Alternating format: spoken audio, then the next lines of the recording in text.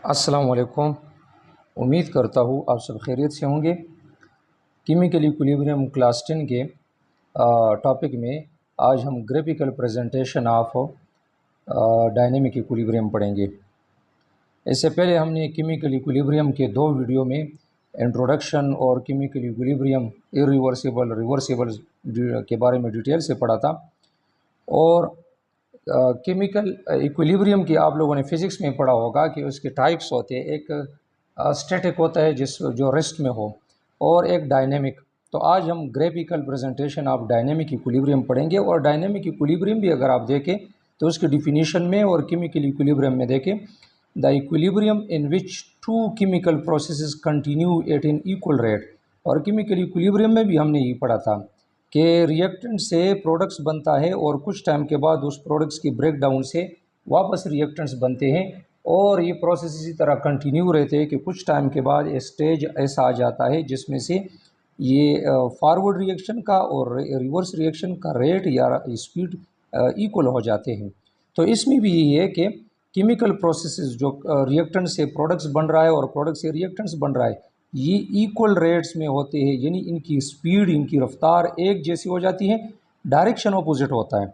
अगर आप इसको देखें भी तो रिएक्टेंट से ये प्रोडक्ट्स बनता है, ये एक डायरेक्शन फॉरवर्ड डायरेक्शन है, और जब ये प्रोडक्ट से दोबारा रिएक्टेंट्स बनते हैं तो ये रिवर्स डायरेक्शन में है, तो ये अपोजिट डायरेक्शन में है। The ratio between the concentration of products and reactant remain constant. और ये हम पढ़ चुके थे कि रिएक्टेंट्स और प्रोडक्ट्स की जो कंसनट्रेशन है, जो अमाउंट है, इनकी कंसनट्रेशन अमाउंट कांस्टेंट हो जाती है केमिकल इक्विलिब्रियम में। तो डायनेमिक इक्विलिब्रियम असल में डायनेमिक की मानी भी है इन मोशन, हरकत में, यानी जब इक्विलिब्रियम इस्टेब्लिश हो भी जाता है तो ये स्टॉप नहीं होता, बल्कि फिर भी कंटिन्यू रहता है। ये रिएक्टेंट से प्रोडक्ट, प्रोडक्ट से रिएक्टेंट, ये जारी रहते हैं इसी तरह जब तक, इसमें शर्त ये है कि जब इनकी कंडीशन आप चेंज न करें, और उसमें क्या होता है, उसमें टेम्परेचर, प्रेशर वगैरह जितनी भी चीज़ें, ये अगर वो कांस्टेंट रहे तो रिएक्टेंट से प्रोडक्ट और प्रोडक्ट से रिएक्टेंट इसी तरह बनते जाते हैं। तो चूँकि ये मोशन में होता है तो इसलिए इसको डायनेमिक इक्विलिब्रियम कहते हैं, कि वो इक्विलिब्रियम जो इस्टेब्लिश तो हुआ है, लेकिन रिएक्टेंट से प्रोडक्ट और प्रोडक्ट से वापस रिएक्टेंट्स ये फिर भी बनते जा रहे हैं, और ये एक मोशन, हरकत में है, जिसकी वजह से डायनेमिक का मतलब भी है हरकत में या इन मोशन, मोशन में, हरकत में। तो एक जनरल रिएक्शन है जिसमें से A प्लस B जो रिएक्टेंट्स है, ये आपस में रिएक्शन करके प्रोडक्ट्स बनाते हैं C प्लस D। ये C और D प्रोडक्ट्स हैं। तो A plus B reactants start में, अगर आप एक ग्राफ की मदद से अगर इसको हम देखें तो ये टाइम है मिनट्स में, 10, 20, 30, इस तरह 100 तक, और ये रेट ऑफ रिएक्शन है, रिएक्शन की स्पीड या रिएक्शन की रफ्तार। तो स्टार्ट में रेट ऑफ फॉरवर्ड रिएक्शन, अगर आप यहाँ पे देखें रिएक्टेंट्स को, स्टार्ट में रिएक्टेंट्स की कंसंट्रेशन या इसकी अमाउंट बहुत ज़्यादा होती है।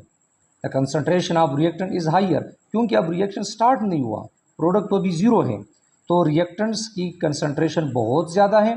So rate of forward reaction is faster, देखिए ऊपर है तो ये ज़्यादा होगा। लेकिन आहिस्ता आहिस्ता आहिस्ता आहिस्ता देखिए ये ग्राफ नीचे की तरफ आ रहा है, ये स्लो होगा, क्योंकि यहाँ से जब प्रोडक्ट बनेंगे तो प्रोडक्ट बनने के बाद कुछ टाइम के बाद ये इससे दोबारा रिएक्टेंट्स भी बनेंगे। तो स्टार्ट में देखिए प्रोडक्ट ज़ीरो है, in the beginning the concentration of product is negligible, मतलब ये न होने के बराबर, ज़ीरो होता है। So rate of reverse reaction is slow, तो ये स्लो होगा। अब आहिस्ता आहिस्ता देखिए ग्राफ ऊपर की तरफ जा रहा है, फॉरवर्ड रिएक्शन वाला ग्राफ नीचे की तरफ आ रहा है और रिवर्स रिएक्शन वाला ग्राफ ऊपर की तरफ जा रहा है, क्योंकि स्टार्ट में तो रिएक्शंस बहुत ज़्यादा होते हैं। जब रिएक्शन स्टार्ट होगा आहिस्ता आहिस्ता आहिस्ता आहिस्ता ये फॉरवर्ड रिएक्शन ज़्यादा होगा, फास्टर होगा। फिर कुछ टाइम के बाद जब प्रोडक्ट बन जाएंगे, और स्टार्ट में प्रोडक्ट ज़ीरो होंगे, प्रोडक्ट बनने के बाद जब इनके ब्रेक डाउन से दोबारा रिएक्टेंट्स बनेंगे तो ये रिवर्स रिएक्शन ये फास्ट होगा, इसकी रेट स्टार्ट में स्लो और फिर आहिस्ता आहिस्ता तेज़ होगा। और फॉरवर्ड रिएक्शन का जो स्टार्ट में फास्ट था वो कुछ टाइम के बाद स्लो होगा। ग्राफ नीचे की तरफ आ रहा है, नीचे की तरफ आ रहा है। एक स्टेज ऐसा आएगा जिसमें से ये दोनों प्रोसेस, ये दोनों रिएक्शन एक पॉइंट पे इक्वल हो जाते हैं, यानी इनका रेट, इनका स्पीड बराबर हो जाता है। एक ही स्पीड से प्रोडक्ट भी बनते हैं और एक ही स्पीड से फिर रिएक्टेंट्स भी बनने का अमल जारी रहता है। तो at equilibrium state rates of forward and reverse reaction become equal. इनकी जो रफ्तार है, ये जो लाइन आप लोगों को नज़र आ रही है जिसमें से रिवर्स रिएक्शन ये स्टार्ट में ज़ीरो था, ये फिर फास्ट हो रहा है क्योंकि प्रोडक्ट आपस में रिएक्शन करके या ब्रेक डाउन से इससे दोबारा रिएक्शंस बन रहे हैं, और forward reaction Aahista Aahista slow हो रहा है।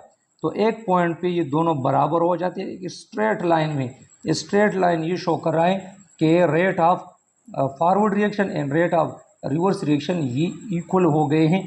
अब रिएक्शन ने इक्विलिब्रियम एस्टेब्लिश कर लिया है। तो इस तरह ग्राफ से हम इसको जाहिर कर सकते हैं। बातें वही हैं जो हमने शुरू से ही पढ़ते आ रहे हैं कि रिएक्टेंट्स स्टार्ट में बहुत ज़्यादा होते हैं और प्रोडक्ट ज़ीरो होते हैं। तो जब रिएक्शन शुरू होगा और आगे प्रोसीड होगा तो फॉरवर्ड रिएक्शन तेज़ होगा, और जब फिर प्रोडक्ट बनेंगे और प्रोडक्ट बनने के बाद फिर इसकी ब्रेकडाउन से दोबारा रिएक्टेंट्स बनेंगे तो रिवर्स रिएक्शन का जो ग्राफ है वो आगे बढ़ेगा और फॉरवर्ड रिएक्शन स्लो होगा और रिवर्स रिएक्शन ये तेज़ होगा। ये ऊपर की तरफ ग्राफ जा रहा है और फॉरवर्ड रिएक्शन का नीचे की तरफ आ रहा है।